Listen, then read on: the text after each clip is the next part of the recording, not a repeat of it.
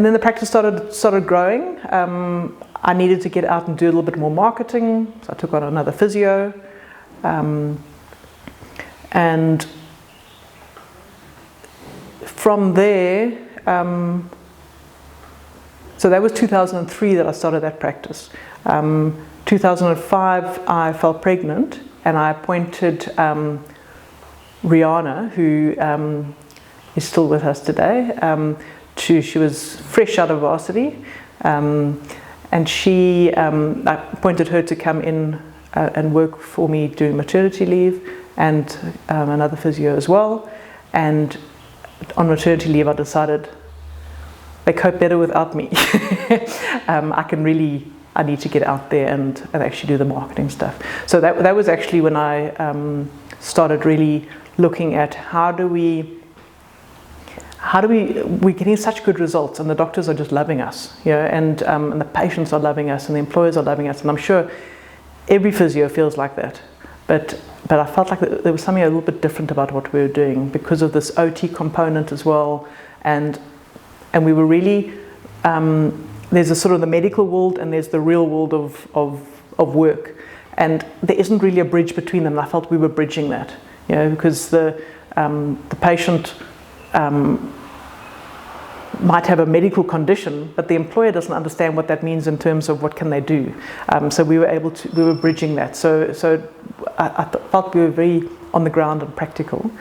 But then as we were growing, all these memories of my first partnership came in, is that we've got to have a system, because as I take on new staff, how do I know if they're sending reports to the doctors? I'm going in marketing and saying, did you get that report? And they say no. Now I don't know, what's where we're at.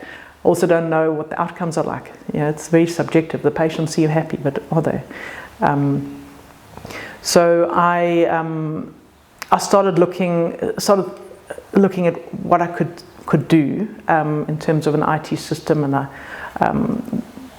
did courses on Access, I don't know if that's even still a thing, on Microsoft, to try and put some sort of a bigger than Excel type of program together.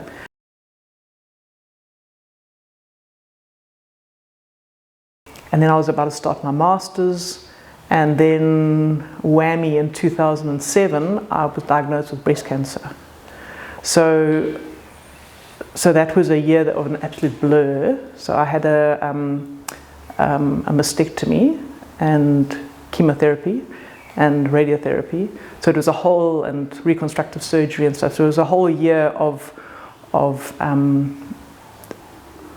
everything just having to stop.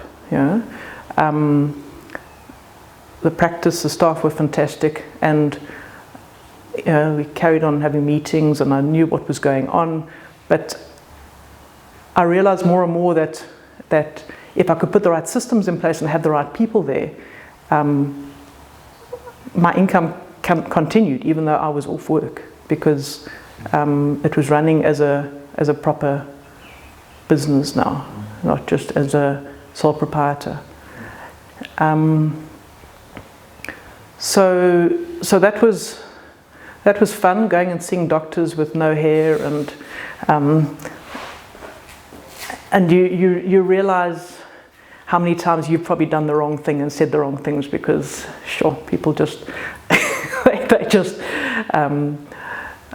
as soon as the number of times I went into a doctor's room and the secretary would be caught off guard, because now she doesn't think I was going to come in, and I've got no hair and I'm wearing one of these things on my head, and she just wants to fill the space, and she'll say, oh, my aunt had breast cancer, and oh, how is she?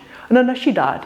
It's like the number of times that happened, it's just horrific. And then I would have to leave the room and go sit and cry in the car and just try and pull myself together. And so it was, but I knew I needed to get back to work, even though I might not have been that much of an asset to the company at that stage, but I needed to get back, because otherwise your head just goes, just does your head in.